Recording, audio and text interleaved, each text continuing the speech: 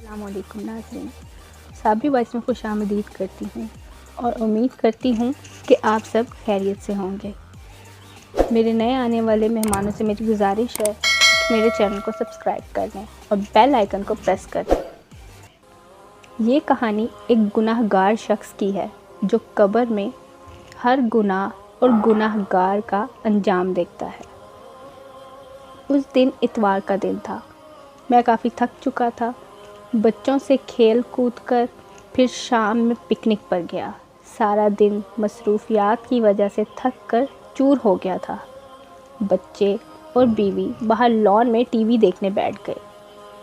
मैं जल्दी से सोने चला गया। सोते ही मुझे उस दिन अजीब सी नींद आ रही थी। जिस्म में थकावट और जिस्म में जान ही नहीं थी। आंखें ना बंद थीं ना खोल पा रहा था। दिमाग पर अजीब सा वज़न महसूस हो रहा था। आंखों के सामने काली धुंध छाने लगी थी। कानों में अजीब सा शोर हो रहा था। पाँव दर्द करने लगे थे, जैसे खून जिस्म से बाहर निकलने की कोशिश कर रहा हो। इतने में आंखों के सामने मुकम्मल अंधेरा छा गया, जैसे आहिस्ता से मेरे जिस्म से जान निकल रही हो। मेरी आंखें बंद थीं, फिर भी मुझे वो नज़ारे दिखाई देने लगे। ना चाहते भी दिमाग में माजी के पिछले गुनाह याद आ रहे थे, जैसे कि कोई भिखारी बच्चा मुझसे भीख मांगने आया और मैंने उसे धक्का देकर हटा दिया। लड़कियों की मजबूरी का फ़ायदा उठाकर उनसे किए हुए गुनाहों की याद। मुझे ऐसा लग रहा था जैसे मेरे सारे के सारे गुनाह किसी मूवी की तरह मेरे सामने चल रहे हों। मैं जागने की कोशिश कर रहा था, पर मेरे जिस्म में ज़रा सा भी हिलने की ताकत नहीं थी, जैसे खोखली लाश किसी नहर में तैर रही हो।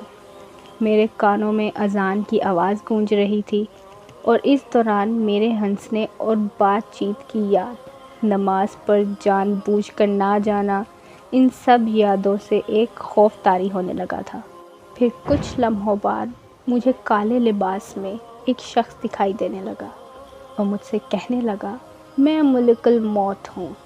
तुम्हारा वक्त इस दुनिया में पूरा हो चुका है और मुझे हुक्म हुआ है कि तुम्हारी जान ले ली जाए।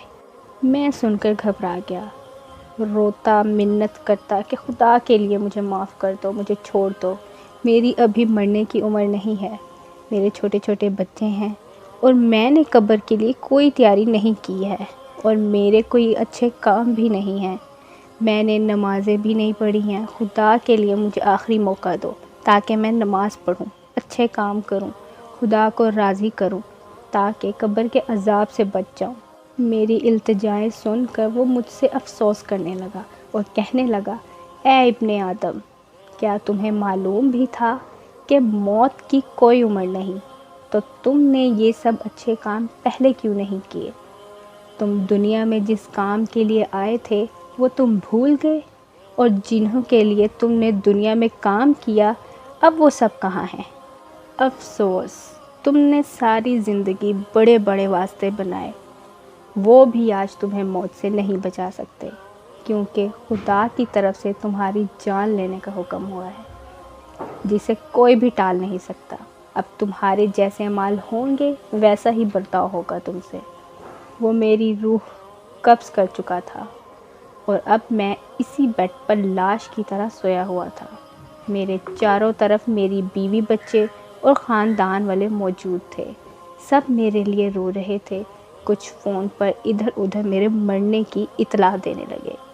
औरतें धाड़े मार मार कर मेरी लाश पर रो रही थीं, जिनकी आवाज़ से मेरी रूह को तकलीफ़ पहुंच रही थी। मैं सब कुछ देख और सुन पा रहा था, पर बोल नहीं सकता था। मेरी नज़रें वसी हो चुकी थीं। मुझे सब कुछ आसानी से दिखाई दे रहा था। घर में मेहमानों का आना जाना बढ़ने लगा। कुछ मेरी तारीफ़ कर रहे थे कि मरहूम अच्छा था, और वहाँ कुछ बुराई भी कर रहे थे, और बुराई करने वालों की वजह से मेरी रूह को तकलीफ़ पहुँच रही थी। थोड़ी देर में मस्जिद में मेरे नाम का ऐलान होने लगा। ऐलान सुनकर मैं हैरान हो रहा था कि दुनिया में जब ज़िंदा था तो मेरा नाम लेने से पहले मेरा ओहदा, मर्तबा, मेरी तारीफ़ बयान होती थी, और आज सिर्फ इतना कहा गया कि अहमद ख़ान वल्द اعتزاز خان اس فانی جہاں سے ہمیشہ کے لیے انتقال کر چکے ہیں۔ میری روح مکمل قبض ہو چکی تھی۔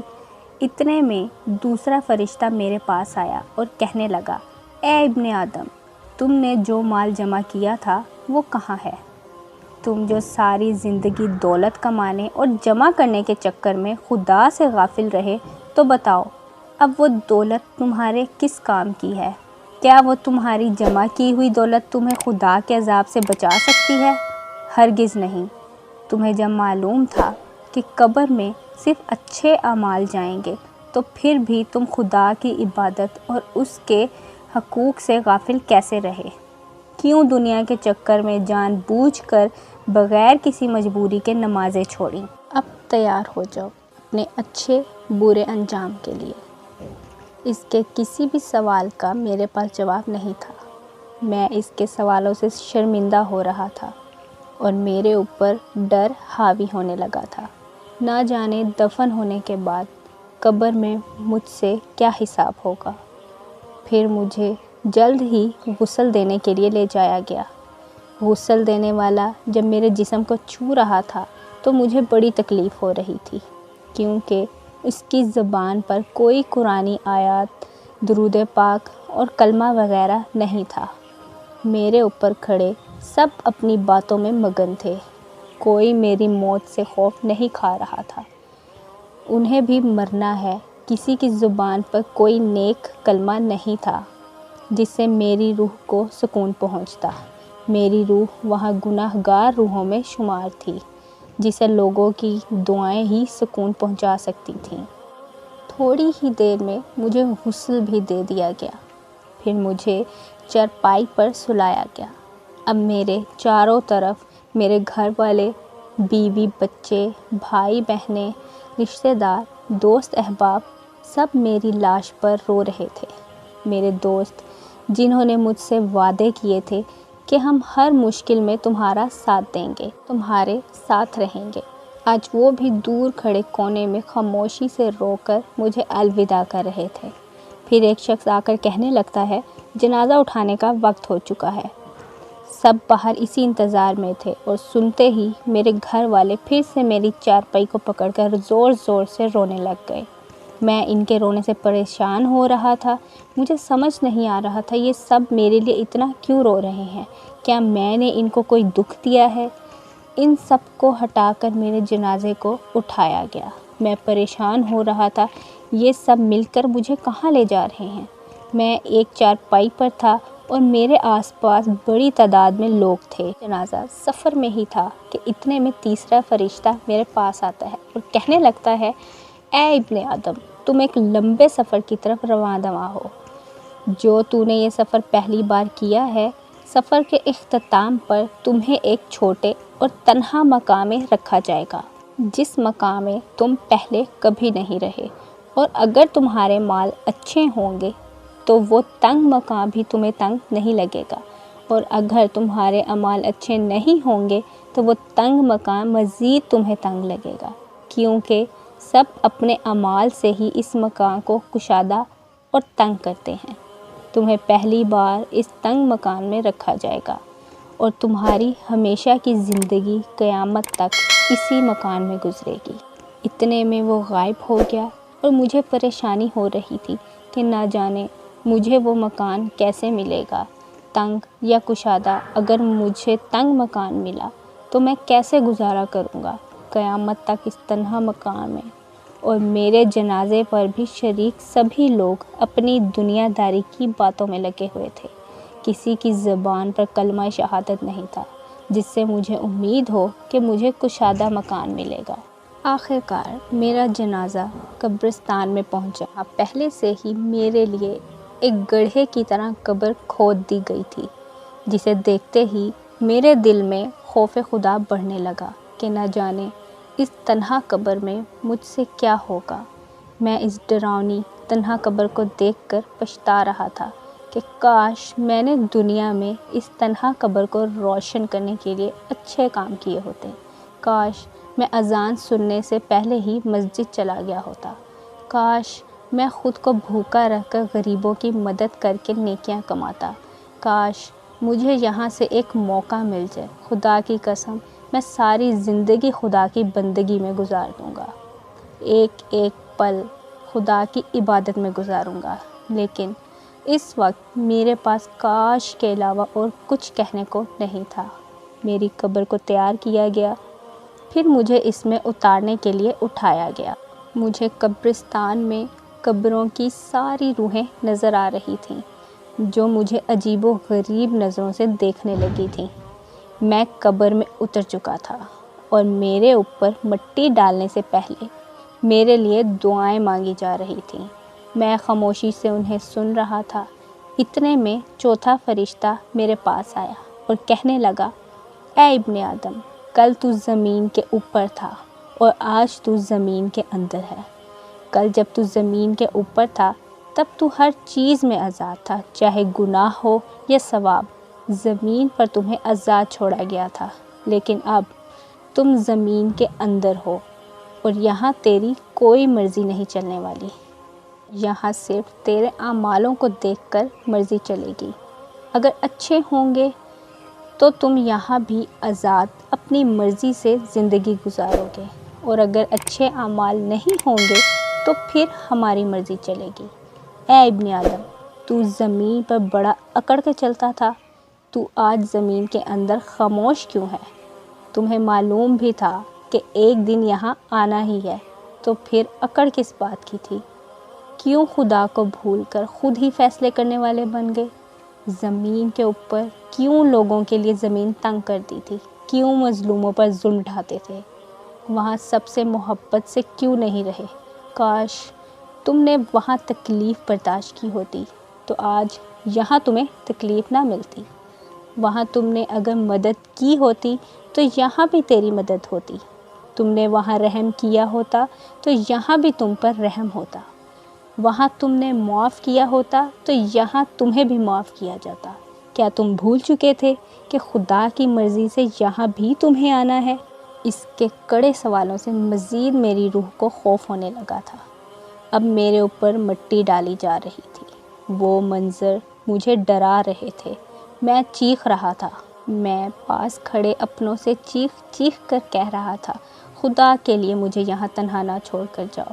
میں دنیا میں تم لوگوں کے بڑے کام آیا تھا، اب خدا را تم لوگ میرے کام آؤ، مجھے اس تنہا مقام میں اکیلا نہ چھوڑو۔ مجھے وحشت ہونے لگی ہے۔ اندھیری قبر ہے، کوئی میری نہیں سن پا رہا تھا۔ سب جلدی سے مجھے دفنانے میں لگے ہوئے تھے۔ میری قبر پر مٹی ڈل چکی تھی۔ سب مجھے دفنا کر اپنے گھروں کو لوٹ گئے۔ اب میں اس قبر میں تنہا تھا۔ مجھے وحشت ہونے لگی کہ نہ جانے مجھ سے کیا کیا جائے گا۔ اتنے میں پانچواں فرشتہ آتا ہے اور کہنے لگتا ہے، اے ابن آدم، وہ لوگ جو دنیا میں تیرے سب سے عزیز تھے، اب وہ تجھے دفن کر کے چلے گئے ہیں، اور اگر وہ پاس بھی ہوتے تو پھر بھی تیری مدد نہ کر پاتے۔ تمہارا جو بھی رشتہ تھا وہ دنیا میں ہی تھا۔ یہاں وہ رشتے تجھے نہیں بچا سکتے۔ یہاں پر تمہیں اپنے اعمال ہی بچا سکتے ہیں۔ آج یا تو جنت میں جائے گا یا پھر دوزخ میں ڈالا جائے گا۔ اب میں اندھیری قبر میں اکیلا خوف سے نڈھال تھا، اپنے انجام کا انتظار کرنے لگا۔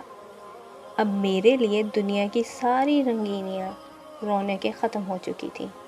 یاروں کی محفلیں، نادانیاں، عبادت سے ناگواری، سب کے انجام کا وقت آ چکا تھا۔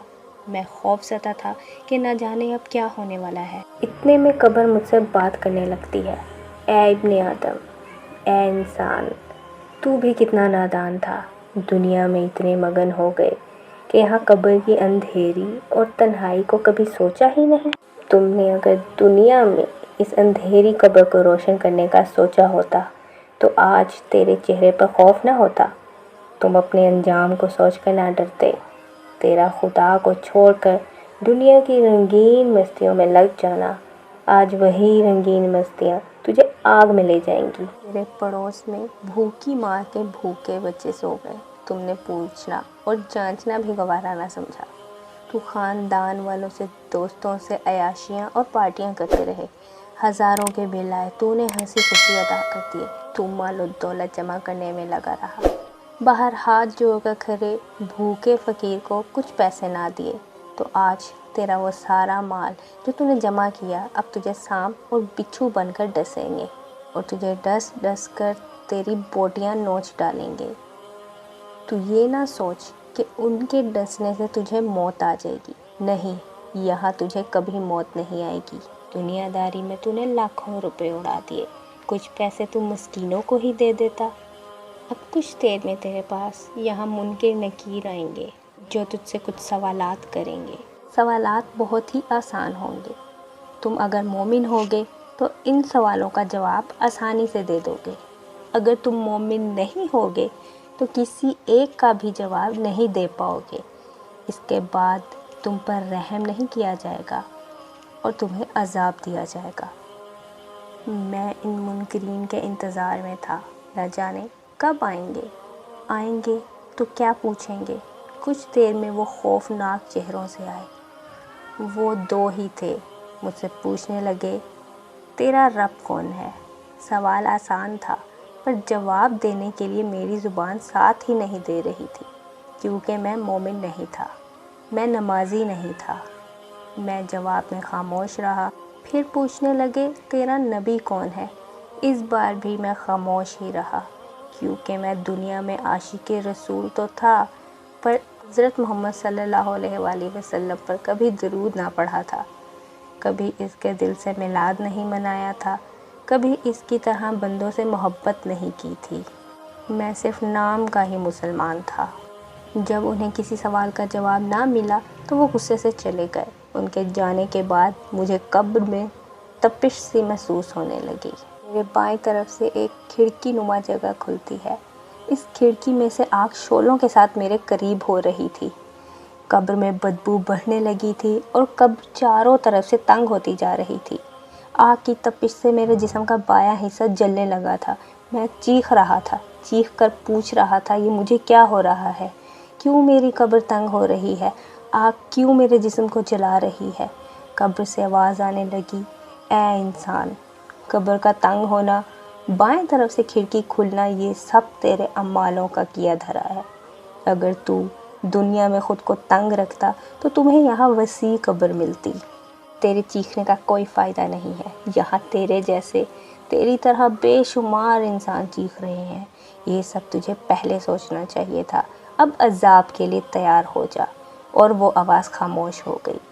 آگ میرے بہت قریب آ چکی تھی، میرا چہرہ آگ سے جل رہا تھا۔ اس آگ کی تپش دنیا کی آگ سے کئی گنا زیادہ تھی۔ آگ کی تپش مزید تیز ہوتی جا رہی تھی، کچھ ہی لمحوں میں میرے چہرے سے ہو کر پورے جسم کو جلانے لگی تھی۔ بہت دیر تک میں آگ میں جلتا رہا، چیختا رہا، پر وہاں کوئی میری چیخ و پکار سننے والا نہیں تھا۔ کچھ دیر بعد میرے جسم سے آگ بجھنے لگی، میرے جسم کو ٹھنڈا سکون مل رہا تھا۔ میں نے پھر پوچھا، اچانک میرے جسم سے آگ کیوں بجھ گئی ہے اور میرے جسم کو راحت بھرا سکون کیسے مل رہا ہے؟ میں تو گناہگار ہوں۔ غیبی آواز سے مجھے جواب ملا، دنیا میں تیرے وارث تیری بخشش کے لیے قرآن خوانی کروا رہے ہیں، اور جب تک تیرے لیے قرآن کی تلاوت ہوتی رہے گی تب تک تو عذاب سے بچا رہے گا، اور یہ بھی ہو سکتا ہے اس قرآن اور دعاؤں کے صدقے تیری بخشش ہو جائے۔ کافی دیر تک مجھ سے عذاب ٹلا رہا، پھر اچانک سے قبر میں وہی بدبو آنے لگی، گرم ہوا پھر سے چلنے لگی، پھر سے بائیں کھڑکی کھل گئی، اس سے آگ کا جلنا، ناقابل برداشت بدبو۔ میں پھر سے چیخنے لگا۔ اتنے میں قبر سے ایک بڑا بچھو نکلنے لگتا ہے جو میرے پاؤں سے ہو کر میرے منہ کی طرف آتا ہے۔ اتنے میں اس کے جیسے اور بھی بہت سے بچھو نکلتے ہیں جو انسانی ہاتھ سے بھی بڑے، موٹے، کالے اور خطرناک تھے، جنہیں دیکھتے ہی میں تڑپنے لگا۔ پھر چیخ کر پوچھا، یہ کیا ہو رہا ہے؟ مجھ سے غیبی آواز نے جواب دیا، اے انسان، یہ بچھو تمہارے گناہ سے پیدا کیے گئے ہیں۔ تم جو دنیا میں کسی کو گالی دیتے تھے، اس ایک گالی کے بدلے یہاں ایک بچھو پیدا ہوتا ہے۔ اب وہ تمہیں نوچیں گے، اس کے ایک ڈس سے تم زمین میں کئی گنا نیچے چلے جاؤ گے، پھر اوپر آؤ گے، پھر دوسرا ڈسے گا، جتنی تم نے گالیاں دی ہوں گی اتنے ہی بچھو تمہیں ڈسیں گے۔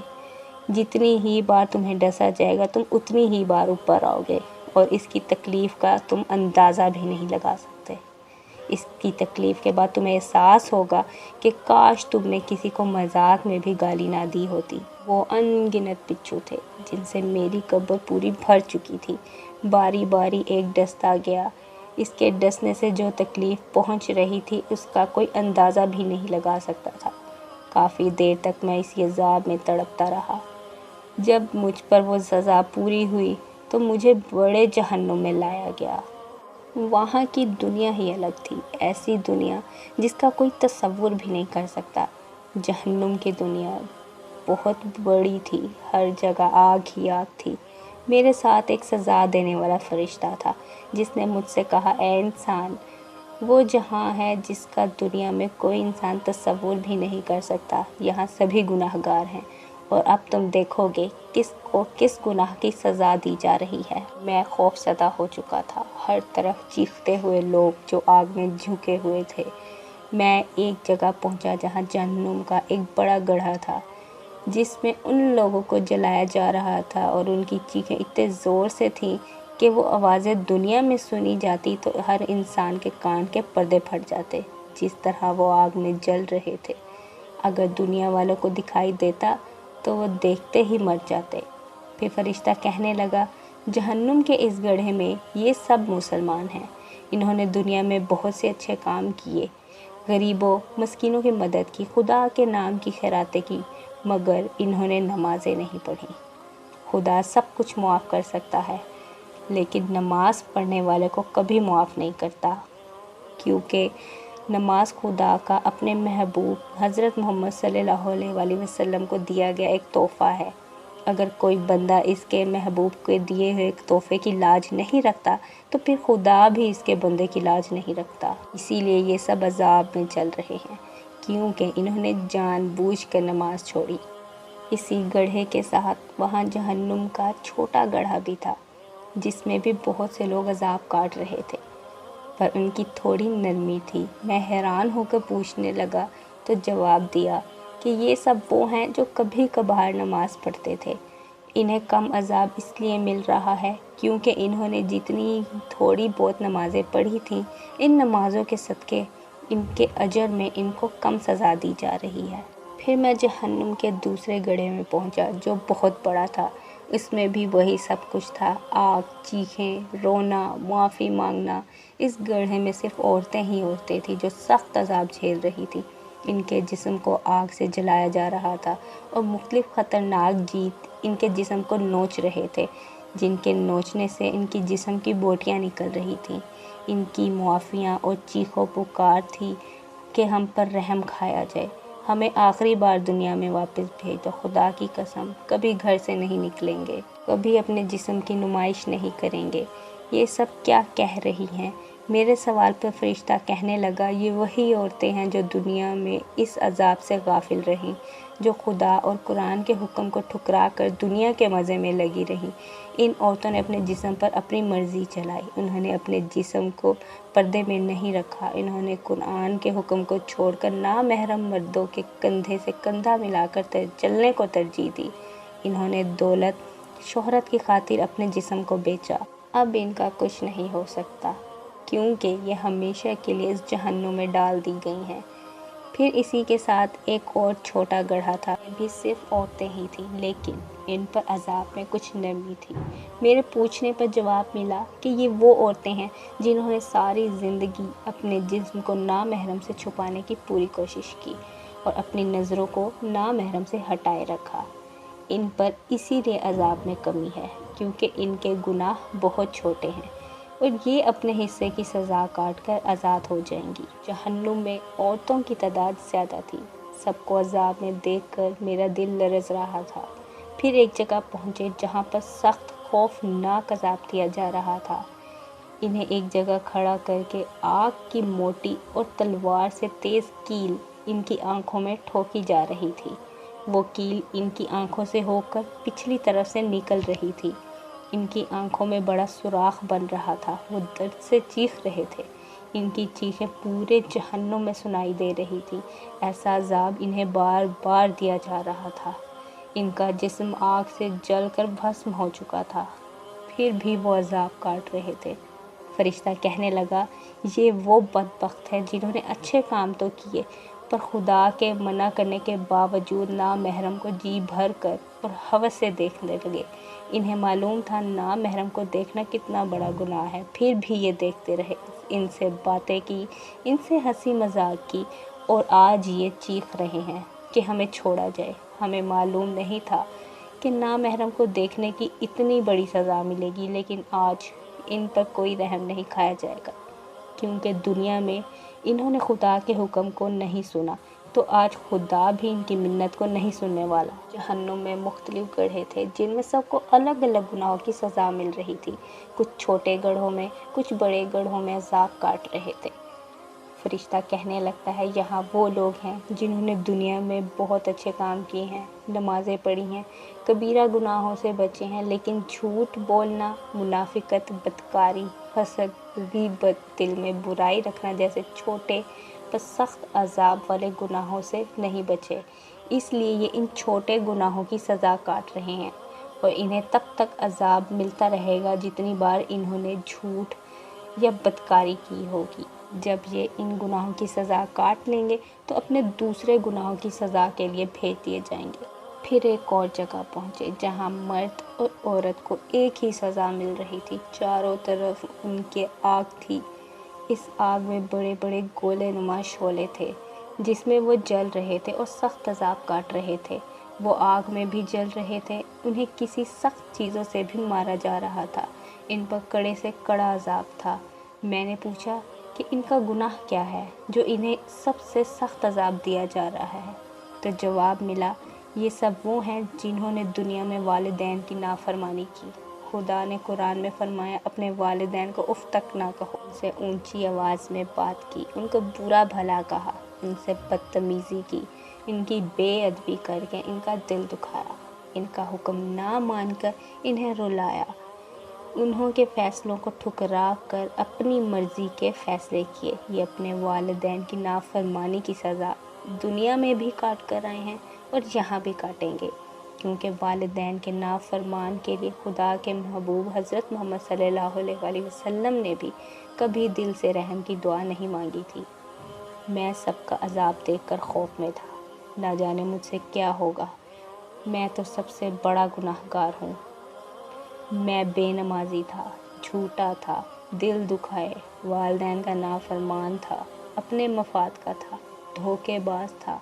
مجھے خوف زدہ اور حیران دیکھ کر فرشتہ کہنے لگتا ہے، تم ان پر عذاب دے کر خوف زدہ ہو گئے ہو، پر جو عذاب ہے وہ ان کے مقابلے میں کچھ بھی نہیں جو کافروں اور غیر مسلموں کو ملتا ہے۔ ان پر عذاب دنیا میں کوئی غیر مسلم دیکھ لے تو خدا کی قسم وہ مسلمان ہو جائے اور مومن بن جائے۔ ایسا مومن دنیا میں کوئی بھی نہیں ہوگا۔ مسلمانوں کے لیے جنت بہت ہی سستی ہے، بس اس کے لیے اسے 4 دن کی زندگی میں دنیا کی رنگینیوں کو چھوڑنا ہوگا۔ ہر مشکل وقت میں بھی نماز پڑھے، ضرورت سے زیادہ جھوٹ نہ بولے، کسی کی غیبت نہ کرے، سب سے اچھا رہے، کسی کے لیے دل میں نفرت نہ پالے، اپنی آنکھوں اور جسم کی نامحرم سے حفاظت کرے، والدین کا ادب کرے، اپنی اولاد کو دین سکھائے۔ ان کاموں سے بھی وہ جنت خرید سکتا ہے۔ پھر میری طرف دیکھ کر کہنے لگا، اب تم اپنے عذاب کے لیے تیار ہو جائے، تمہارے ساتھ بھی وہی ہوگا جو تم یہاں دیکھ کر آئے ہو۔ سنتے ہی میری چیخ نکل گئی، میں تو بہت بڑا گناہ گار ہوں، میں نے چھوٹے چھوٹے بہت سے گناہ کیے ہیں، میرے گناہ اتنے ہیں کہ دنیا میں بھی خدا سے اپنے گناہوں کی معافی مانگتا تو شاید پھر بھی معافی نہ ملتی۔ سن کر وہ کہنے لگا، اے نادان انسان، تم جانتے ہو کہ گناہ کرو خدا معاف کر دیتا ہے، اگر نہ کرے تو پھر بھی دنیا میں ایک ایسی ہستی ہے جو تمہیں خدا سے معافی دلوا سکتی ہے، وہ ہمارے پیارے نبی حضرت محمد صلی اللہ علیہ وآلہ وسلم ہیں۔ آپ کروڑوں گناہ کر کے بھی خدا کی بارگاہ میں جاؤ، سچے دل سے معافی مانگو اور کہو، اے خدا، تجھے تیرے محبوب کا واسطہ ہمیں معاف فرما، تجھے اس محبوب کا واسطہ جس کے لیے تو نے یہ دونوں جہاں بنائے، پھر دیکھنا خدا معاف کرے گا، کیونکہ خدا وہ دعا کبھی رد نہیں کرتا جس میں اس کے محبوب کا واسطہ دیا گیا ہو۔ میں پچھتا رہا تھا، گناہ تو ہو گئے، کاش ایک بار دل میں دعا مانگ کر معافی مانگتا تو آج اس طرح جہنم کی آگ میں نہ جلایا جاتا۔ اللہ ہم سب کو نماز پڑھنے کی، اچھے کام کرنے کی، والدین کا ادب کرنے کی توفیق عطا فرمائے، آمین۔ السلام علیکم۔